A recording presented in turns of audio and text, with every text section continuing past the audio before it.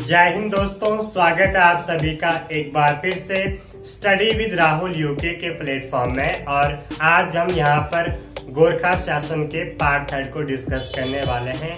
इसलिए पिछले टॉपिक में दोस्तों हम गोरखा प्रशासकों के बारे में पढ़ चुके हैं कि किस प्रकार गढ़वाल एवं कुमाऊं क्षेत्र में गोरखा प्रशासकों ने प्रशासन संभाला है उत्तराखंड का। और आज देखते हैं अब गोरखा सेना के बारे में। गोरखा सैनिकों के मुख्य हथियार, गोरखों की न्याय प्रणाली कौन सी थी और इनके आय साधन क्या थे गढ़वाल एवं कुमाऊं क्षेत्र में। तो चलिए दोस्तों टॉपिक की ओर बढ़ते हैं और डिस्कस करते हैं आज का सेशन। सबसे पहले है गोरखा सेना।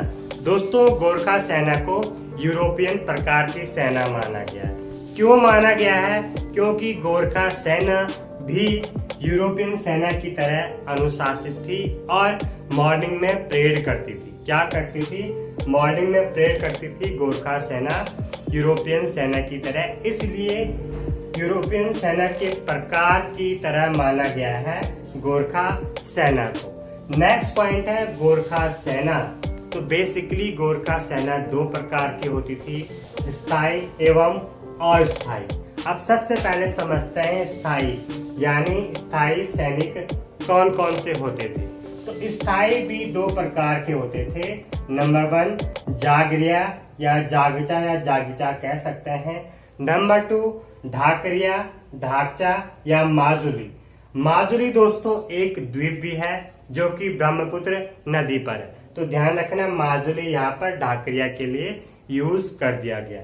स्थायी सैनिक दो प्रकार के होते थे, जागरिया, जागचा या जागिता, या कह सकते हैं नंबर 2 टाइप का ढाकरिया, ढाकचा या माजुली।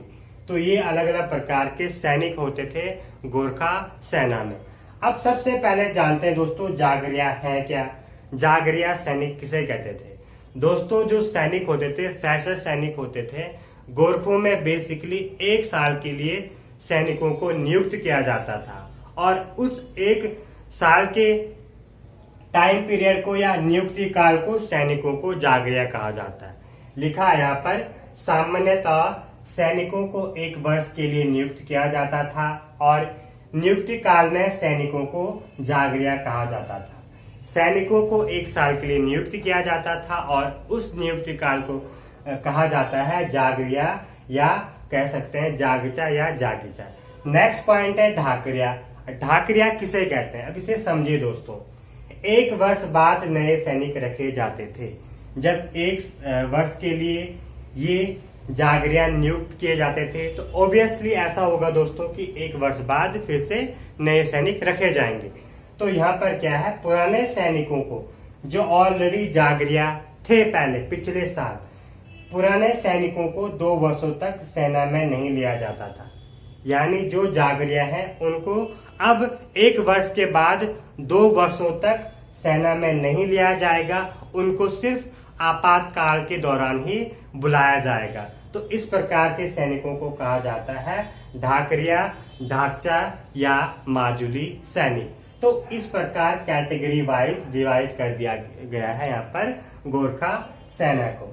इसके बाद समझते हैं दोस्तों नेक्स्ट पॉइंट को कि कौन सा है गोरखा सैनिकों के मुख्य हथियार या इक्विपमेंट।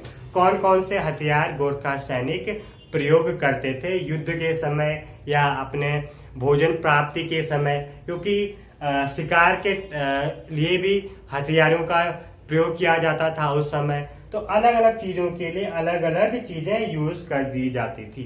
तो देखिए दोस्तों सबसे पहले तलवार, लम्हड़ एंड तीर कमान, ये 3 प्रकार के हथियार तो यूज करते ही थे गोरखा, लेकिन उनका जो सबसे फेवरेट या कह सकते हैं जो सबसे इम्पोर्टेंट हथियार था या है अभी भी है कह सकते हैं खुकरी।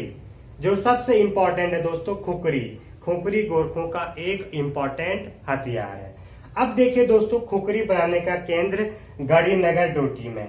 डोटी में है, डोटी के गढ़ीनगर में है खुकरी बनाने का केंद्र। खुकरी कहाँ पर बना दी जाती है? डोटी के गढ़ीनगर में। नेवार जाति के लोग बनाते थे। डोटी के गढ़ीनगर में नेवार जाति के लोग बनाते हैं खुकरी। कहाँ पर? डोटी के गढ़ीनगर में नेवार जाति के लोग। अब दोस्तों यहाँ पर जो ईस्ट इंडिया कंपनी के कैप्टन थे Hearsey, East India company के कैप्टन थे हियर सी, वो कुछ इंपॉर्टेंट फैक्ट लिख के जाते हैं, चाहे वो फैक्ट हमें बुकों से मिले हों या अलग अलग जगह, लाइब्रेरी कह सकते हैं, कहीं और से मिले हैं। तो इन्होंने अपने बारे में कुछ लिखा होगा, आत्मकथाएं लिखी होंगी, कुछ बुक लिखी होंगी। तो इन्होंने गोरखों के बारे में दो इंपॉर्टेंट फैक्ट दिए हैं कि गोरखा सेना बहादुर, निडर तथा शत्रु की परवाह नहीं करती थी। गोरखा जो सेना थी वो बहादुर थी, निडर थी और शत्रु की परवाह नहीं करती थी। वह हमेशा प्रसन्न रहती थी, हमेशा खुश रहती थी गोरखा सेना। नंबर 2 पॉइंट है, नेपाली अफसर अज्ञानी, चंचल, विश्वासघाती व अत्यंत लालची होते थे। जो नेपाली अफसर होते थे वो अज्ञानी, चंचल, विश्वासघाती एंड अत्यंत लालची होते थे, जो कि हम पढ़ चुके हैं इससे पिछले टॉपिक में, जो भी नेपाली राजा आए हैं गढ़वाल या कुमाऊं क्षेत्र में।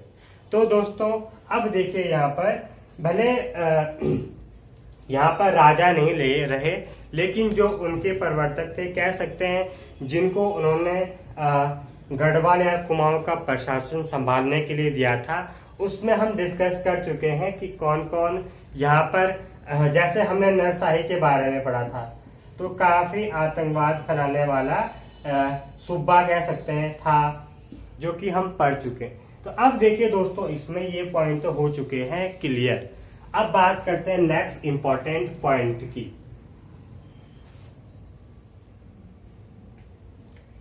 नेक्स्ट इंपॉर्टेंट पॉइंट क्या है? गोरखों की न्याय प्रणाली, किस प्रकार का न्याय डिसीजन लेते थे गोरखा यहाँ पर। तो सबसे पहले देखते हैं दोस्तों विचारी। विचारी शब्द हम पहले भी पढ़ चुके थे, सुब्बा, सूबेदार जो भी थे, विचारी वगैरह सब हम ऑलरेडी डिस्कस कर चुके हैं पिछले लेक्चर में। तो आप पिछले लेक्चर भी दोस्तों अच्छे से पढ़ लेना। तो विचारी, जिसे जज भी कहा जाता है, विचारी ही जज का नाम है, यानी उस समय विचारी शब्द का यूज किया जाता था एक जज के लिए। तो क्या है, विचारी नामक अधिकारी न्याय व मुकदमे का कार्य करता था। न्याय एवं मुकदमे का कार्य कौन करता है? विचारी या जज। और दोस्तों हमने देखा था कि सुब्बा जो होता था उसके पास भी पूरी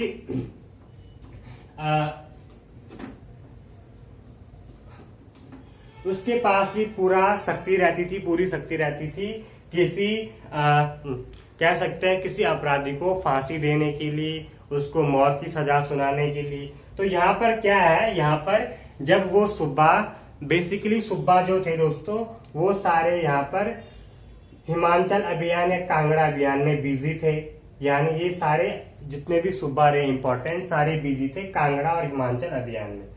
अब जो इनके द्वारा नियुक्त कर दिए गए थे विचारी या जज पद, तो वो अब न्याय एवं मुकदमे के कार्यों को देख रहे हैं। तो आइए दोस्तों अब देखिए दोस्तों, जो विचारी और जज है उनके द्वारा कुछ इंपॉर्टेंट परीक्षाएं निर्धारित की गई थी जब कोई व्यक्ति अपराधी होता था, यानी अपने अपराध को गलत साबित करना, यानी अपने अपराध को गलत का मतलब यानी अपराध किया है या नहीं किया, क्राइम किया है या नहीं किया, किसी व्यक्ति ने क्राइम किया है या नहीं किया है, इसके लिए उसको ये सारी परीक्षाएं दी जाती थी। आइए देखते हैं दोस्तों, इनको जाना जाता है दिव्य परीक्षा। कुछ दिव्य परीक्षा नाम दिए गए थे यहाँ पर गोरखों द्वारा, जिनका वर्णन Badridatt Pande, Traill and Atkinson ने किया है। किसने किया है? बद्रीदत्त पांडे, ट्रेल एवं एटकिंसन ने किया है। तो देखिए दोस्तों, सबसे पहले है गोलादीप, कड़ाईदीप, तराजूदीप, जलदीप या जहरदीप, घातदीप और तीर का दीप। तो ये इंपॉर्टेंट है दोस्तों, वैसे शब्दों में ही अर्थ छुपे होते हैं, सुना होगा आपने हिंदी के सब्जेक्ट में।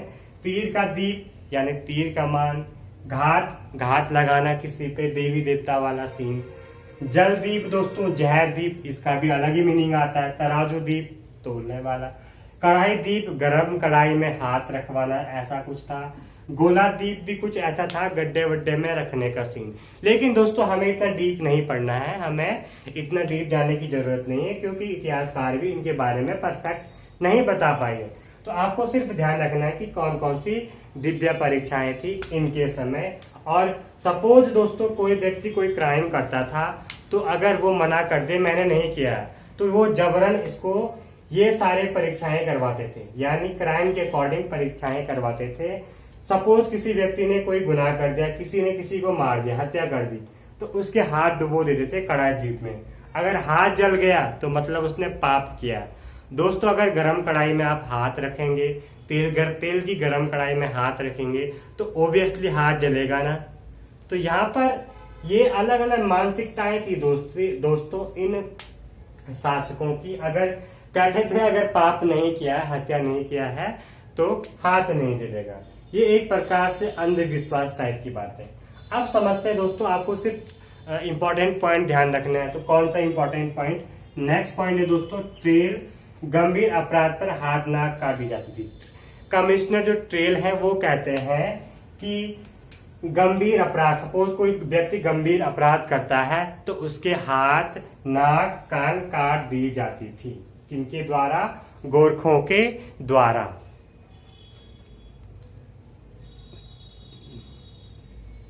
अब नेक्स्ट पॉइंट है दोस्तों, देहरादून स्थित गुरु राम राय मंदिर के महंत श्री हरसेवक पर गोरखों ने हत्या का आरोप लगाया, और हत्या को आरोप लगाया तो उसके हाथ भी कड़ाई में रखवाए और उसके हाथ जल गए। किसके? हरसेवक के।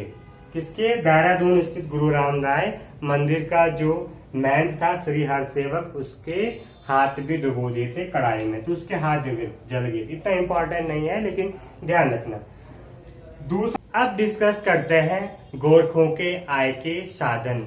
क्या क्या इंपॉर्टेंट सोर्स थे यहाँ पर गोरखों के इनकम के? तो बेसिकली दोस्तों इनका एक मुख्य या मेन इंपॉर्टेंट सोर्स था भू राजस्व, अर्थात भूमि टैक्स वसूल करना।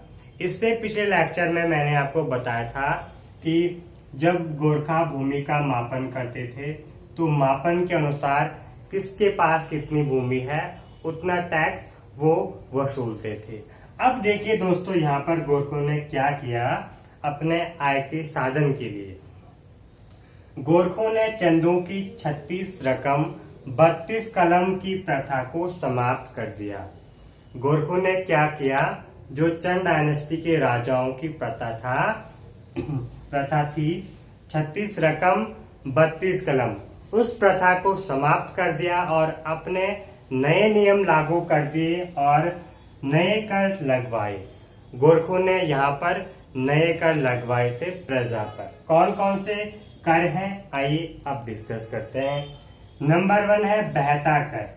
बहता कर क्या? बहता कर है दोस्तों छिपाई गई संपत्ति पर, अर्थात जब कोई व्यक्ति अपनी भूमि इन गोरखों से या गोरखों राजा से छिपाता था तो उससे भी टैक्स लिया जाता था यहाँ पर, जिससे बहता कर कहते थे। नेक्स्ट है सोनिया फागुन। सोनिया फागुन क्या है दोस्तों? जब भी राज्य में कोई फेस्टिवल होता था, कोई त्योहार होता था, तो उसके लिए भी टैक्स वसूल कर दिए जाते थे यहाँ पर गोरखों द्वारा। और टैक्स में भैंसे व बकरे लिए जाते थे। क्या क्या? भैंसे एंड बकरे। नेक्स्ट पॉइंट है दोस्तों, नेक्स्ट जो टैक्स है वो है सलावी कर। ये अफसरों को दिया जाने वाला हरजाना था, या नजराना कह सकते हैं या हरजाना कह सकते हैं। ये अफसरों को दिया जाता था, नेपाली अफसरों को। नेक्स्ट है तीका भेंट। इसको दोस्तों विवाह या जब कोई शुभ कार्य हो रहा हो उस समय गोरखों को देना पड़ता था। तो इसके बाद भी काफी सारे इंपॉर्टेंट कर लगाए हैं यहाँ पर गोरखों ने, जिनके बारे में हम नेक्स्ट टॉपिक में डिस्कस करेंगे।